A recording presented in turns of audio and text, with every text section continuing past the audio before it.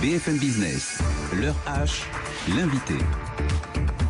La Commission européenne a donc décidé aujourd'hui de faire fi des objections d'un certain nombre de pays européens, 11 précisément, dont 10 d'Europe de l'Est. Elle maintient par conséquent ses propositions pour mieux lutter contre le dumping social des travailleurs détachés. On en parle avec vous. Jacques Chanu, bonsoir. Bonsoir. Merci d'être avec nous. Vous êtes donc le président de la Fédération française du bâtiment. Oui. Lutter contre le dumping social, c'est ce que vous attendiez de la Commission ? On attendait qu'on réouvre le dossier. Je crois que c'était surtout ça, au-delà de tous les discours qu'il y a eu autour du détachement. L'idée, c'était de rouvrir un certain nombre de sujets, notamment de la protection sociale, de la qualification des uns et des autres. On va en parler, mais ce qui a été annoncé est sans doute un pas, mais peut-être pas suffisant et surtout pas assez pragmatique par rapport à ce qui se passe concrètement sur le terrain. C'est une mesure qui date de 1996. Oui. Il était temps qu'elle évolue.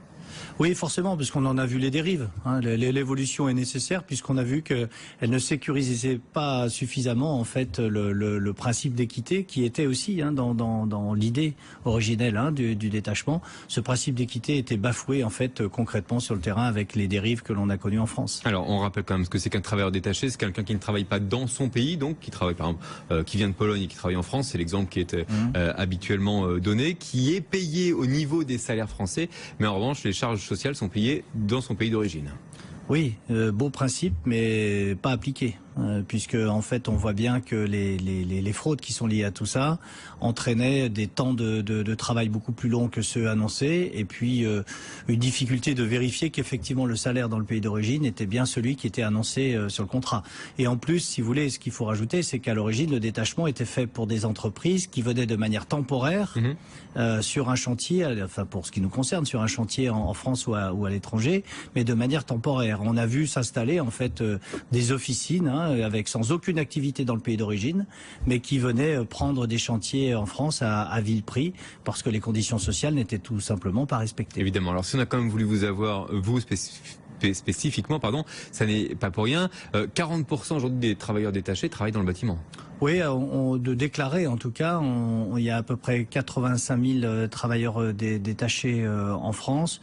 Il est à noter d'ailleurs que sur les détachés directs bâtiments, c'est en baisse depuis un an. Et c'est pas du tout le ressenti et la réalité que nous avons sur le terrain, parce que par contre, on voit que se développent de plus en plus les travailleurs temporaires en détachement, les intérims en détachement, qui là viennent au coup par coup et pratiquement d'ailleurs sans aucun contrôle. Alors que propose la Commission sur pression, encore une fois, un certain nombre de pays, la Belgique, l'Allemagne ou encore la France? Qu'est-ce que ça va changer? Elle propose notamment une chose qui pourrait paraître bien comme ça facialement, mais qui n'est pas malheureusement en contact avec ce qui se passe, c'est de limiter le détachement à 2 ans.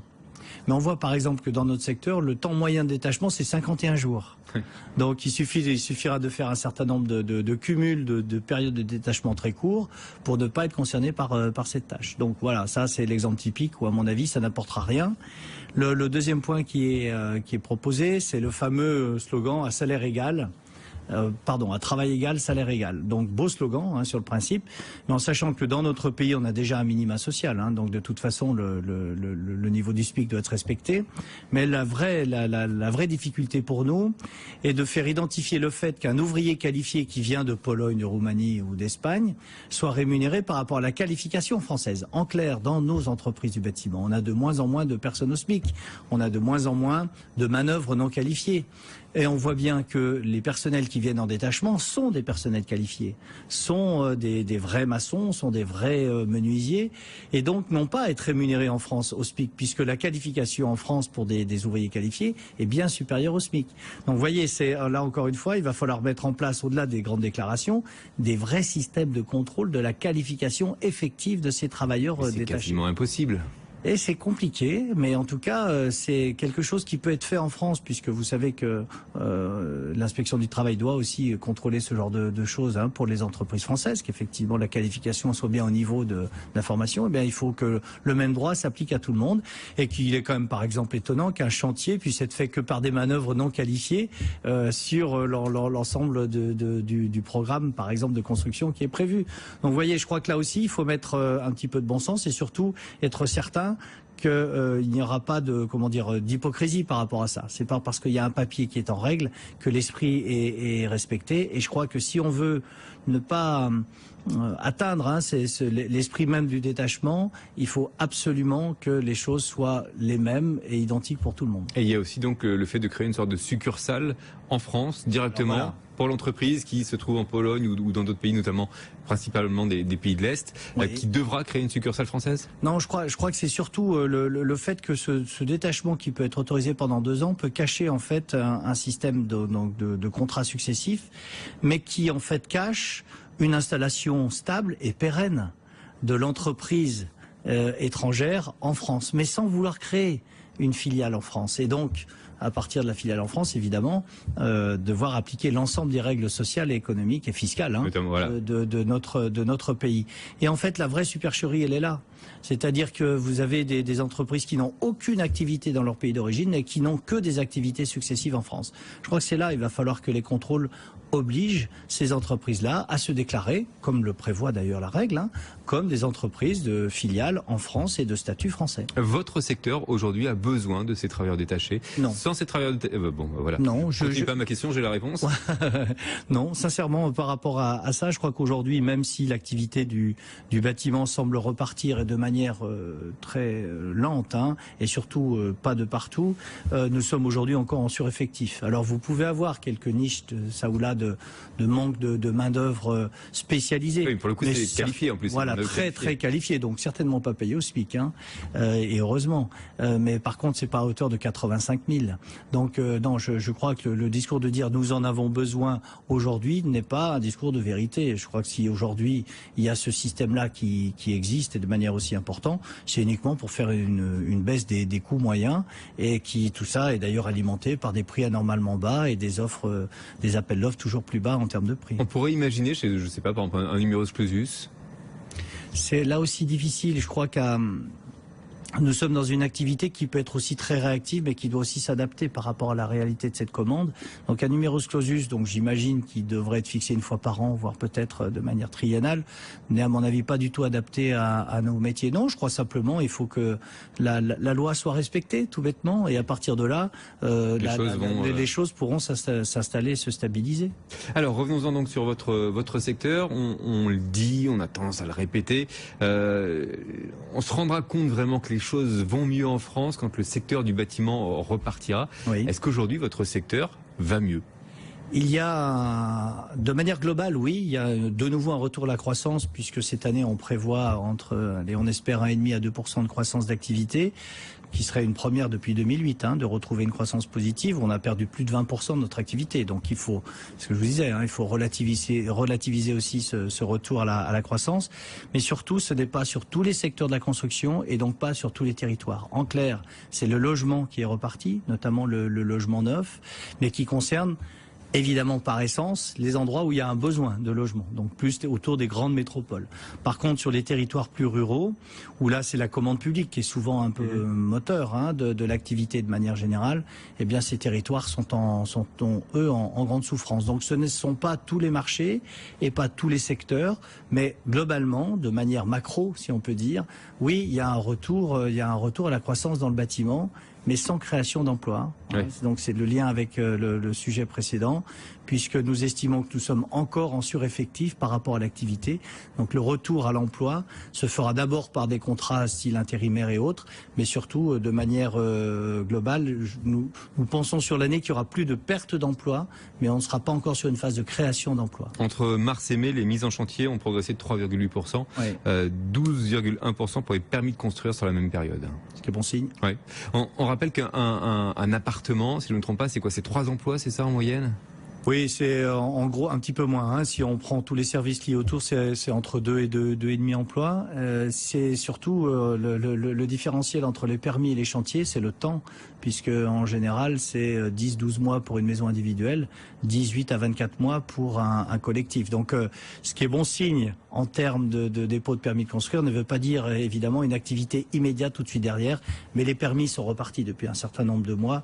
Donc on espère encore une fois que cette montée en puissance de l'activité l'activité puisse se faire, si on ne touche plus aux règles et si on nous laisse aussi le pouvoir de faire notre métier dans ce pays de manière un peu plus apaisée. Alors ces règles, on va y revenir évidemment dans un instant. Auparavant, vous évoquiez des disparités régionales.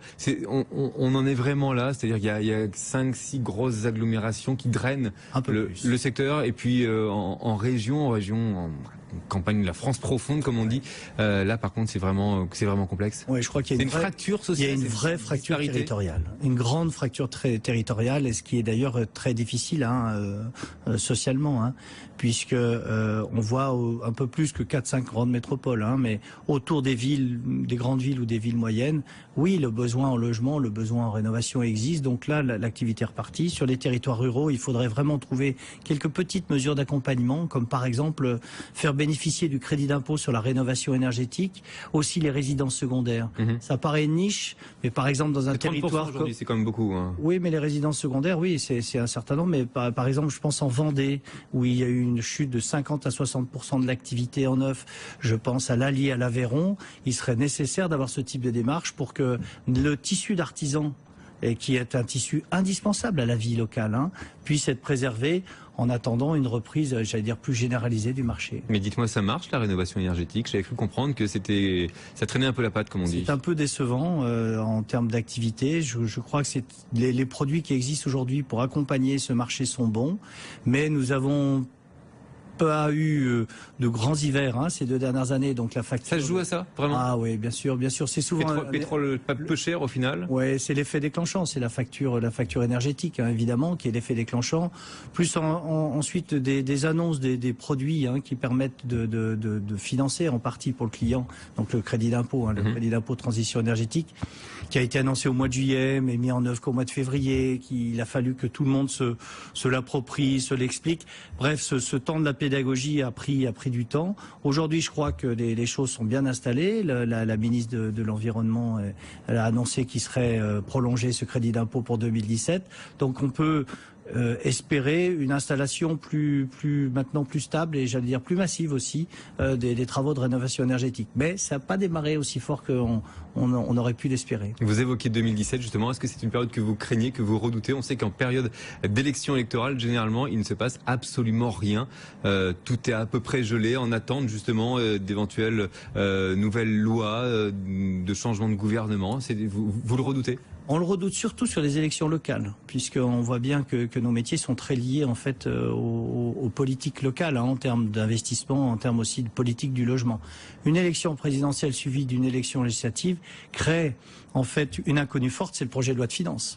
Or on parlait du crédit d'impôt transition énergétique, c'est quelque chose qui devra être confirmé lors du projet de loi de finances pour 2017, donc fin 2016, et on peut penser assez logiquement, quel que soit le vainqueur de l'élection présidentielle et de la nouvelle majorité en place, ou de l'actuelle, qu'on aura un projet de loi de finances modificatif au mois de juillet-août, et c'est là le moment de tous les dangers, où chacun essaye quelquefois de changer des règles du jeu, alors que nous avons désormais pour le logement neuf, pour le logement ancien, pour la rénovation énergétique, des outils fiscaux incitatifs qui sont bons. On le répète, ça fonctionne, la preuve, les chiffres partent, il leur faut du temps pour s'installer, donc surtout, ne touchons pas ce qui fonctionne. Un mot, parce que c'est le jour ou jamais, pour parler de la loi travail, donc nouveau 49.3, ça, à la limite, c'est pas le propos. Cette loi travail dans le secteur du bâtiment, tout le monde le dit, elle est aujourd'hui vidée de son contenu. Oui. Elle aurait pu être utile. Oui, elle aurait pu être utile sur l'esprit, surtout, notamment de l'adaptabilité des effectifs par rapport à la commande, par rapport à notre réelle activité de bâtiment. Or là, on voit ce qui en est sorti avec des contraintes administratives fortes, un trimestre de baisse de chiffre d'affaires suivant que vous êtes moins de 10, jusqu'à 3 trimestres si vous êtes plus de 300. Enfin bon, bref, on voit que cette maladie française du seuil n'a toujours pas disparu, alors qu'en fait c'est pas un problème d'effectif, c'est pas un problème d'effectif d'entreprise, c'est un problème de poids d'une commande sur une entreprise. Une commande de bâtiment qui est décalée de 6 mois, qui concernait 3 ouvriers sur une entreprise de 10, exactement le même impact pour une entreprise de 100 personnes, une commande qui occupait 30 personnes. Donc encore une fois, c'est pas un problème de seuil, c'est un problème de réactivité par rapport à une commande vis-à-vis de l'ensemble de la vie économique de l'entreprise. Donc, encore une fois, d'une bonne idée qui était de dire trouvons un système pour l'adapter.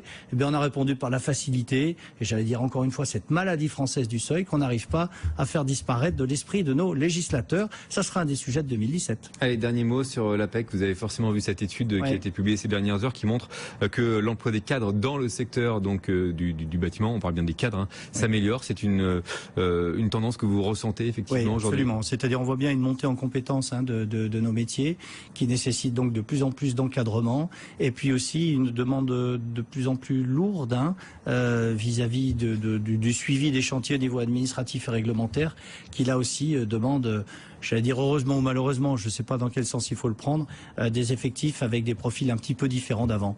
Le manœuvre non qualifié dans le bâtiment qui faisait toute sa carrière, je crois que c'est une image d'Épinal qu'il faut balayer. On voit bien qu'aujourd'hui, nous avons de plus en plus besoin de gens qualifiés, aussi bien au niveau de nos ouvriers, de nos étames et bien sûr au niveau de nos cadres. Le bâtiment évolue. Merci beaucoup Jacques Chanu d'avoir été avec nous ce soir dans le RH sur BFM Business, le président de la Fédération Française du Bâtiment. Merci encore. Vous restez avec nous. Les infos arrivent dans le RH avec Aurélie Blonde et puis juste après, on va faire un peu de prospective. On va voir ce qui pourrait se passer jusqu'en 2025 par exemple avec Jean Pisani-Ferry. C'est à suivre.